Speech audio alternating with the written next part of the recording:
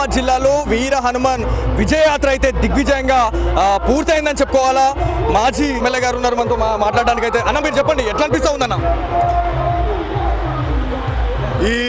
ఇవాళ భక్తజన సందోహం ఇందూరు నగర పురవీధుల నుంచి నీలకంఠేశ్వర స్వామి ఆలయం నుంచి బయలుదేరినటువంటి ఈ హనుమాన్ ర్యాలీ, బజరంగు బలి ర్యాలీ, పవనసుత హనుమాన్ ర్యాలీ ఏదైతే ఉందో ఇసుక వేస్తే రాలన్నటువంటి రీతిలో ఇవాళ ఈ యొక్క ఇందూరు నగర పురవీధులు మరి ఆ భక్త జన సందోహం యొక్క పదఘట్టనంతో ఆ హనుమత్ దేవుడి యొక్క రథాన్ని ఊరేగించుకుంటా వస్తున్నటువంటి సందర్భం ఏదైతే ఉందో మరి మొన్న కుంభమేళాలను తలపించేటువంటి రీతిలో ఉన్నటువంటి పరిస్థితి ఉంది.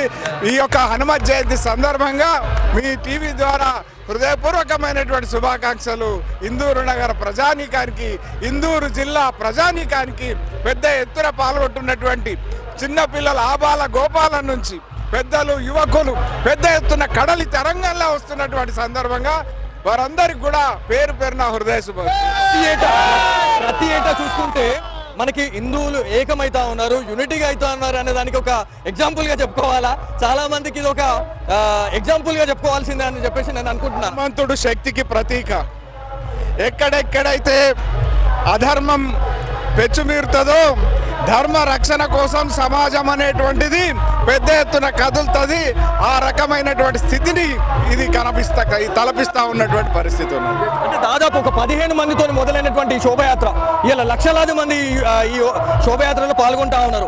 రానున్న రోజుల్లో ఇంకెట్లా ఉండబోతా ఉంది? ఇది నార్మల్ గా ట్రైలర్ లాగానే కనిపిస్తా ఉంది. ఇంకా రానున్న సినిమా ఎట్లా ఉండబోతా ఉంది? మొత్తం జిల్లా యావత్తు కూడా ఇందూరు నగరంలో హనుమత్ ర్యాలీలో పాల్గొనడానికి తరలి వచ్చేటువంటి తరుణం ఉన్నది.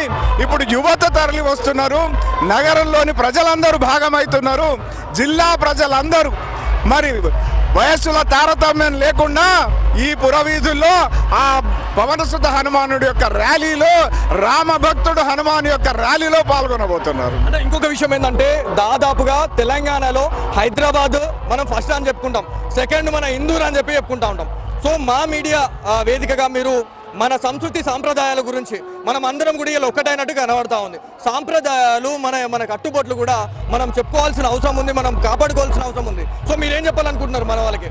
మొఘలాయిల నుంచి, ఔరంగజేబు నుంచి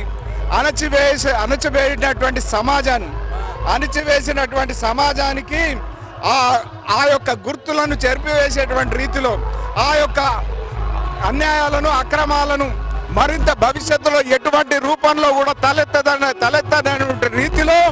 తలెత్తదనే రీతిలో ఇవాళ భక్తజన సందోహం శక్తికి ప్రతిరూపమైనటువంటి హనుమాన్ ర్యాలీలో పాల్గొంటున్నారు.